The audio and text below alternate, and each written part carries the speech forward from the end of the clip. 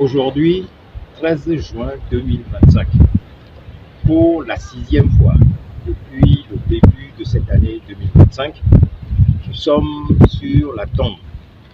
de notre père, de notre grand-père, du père de l'indépendance et de la nation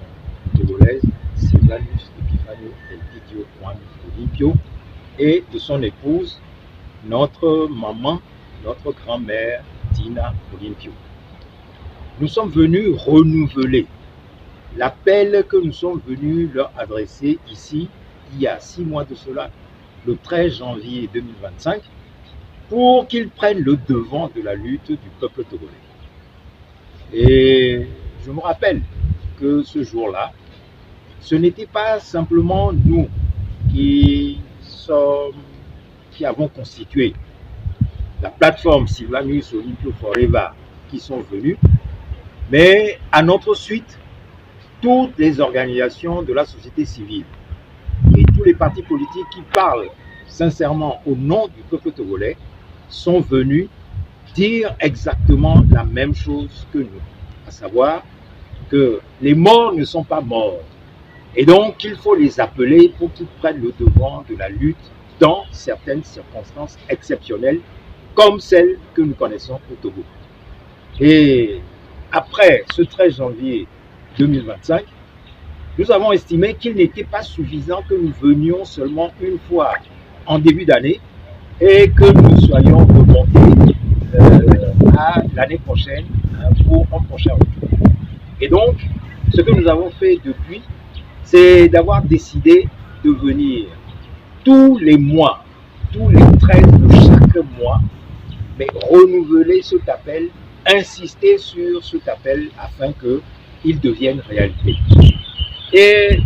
nous sommes aujourd'hui amenés à constater que notre appel a été entendu. Parce que ce qui s'est passé il y a exactement 8 jours de cela, nous sommes aujourd'hui un vendredi, le 13 juin, le 6 juin précisément,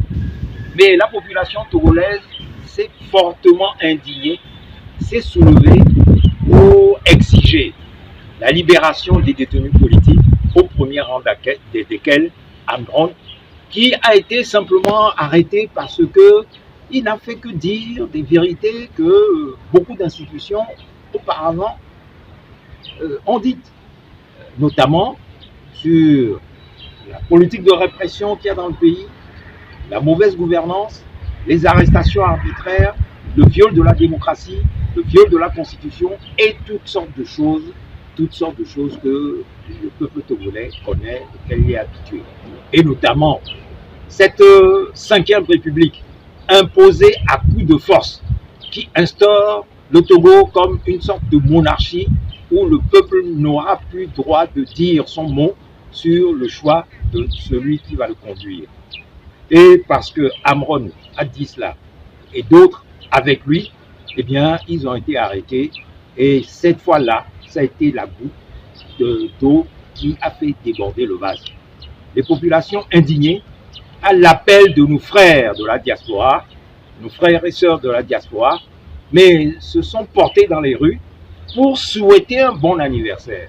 à Faure Gnassingbé et simplement pour lui dire que le temps pendant lequel il a conduit le Togo suffit et qu'il faut qu'il quitte le pouvoir pour que toute la mal-vie que connaît le peuple togolais puisse s'arrêter. Et je vois à partir de là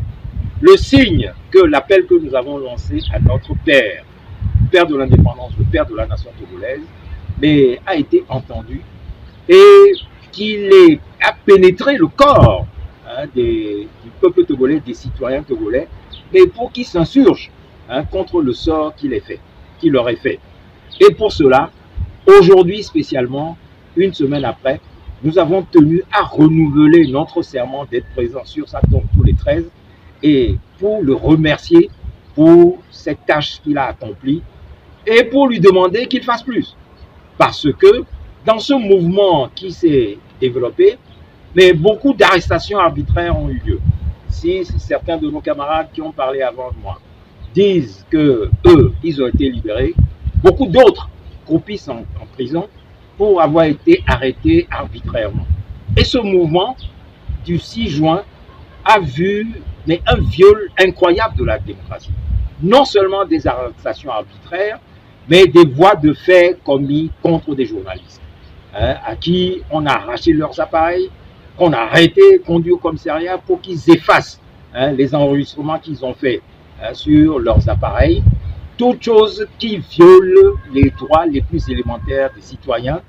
la liberté de presse, la liberté de parole et les libertés démocratiques, les droits d'organisation et d'association.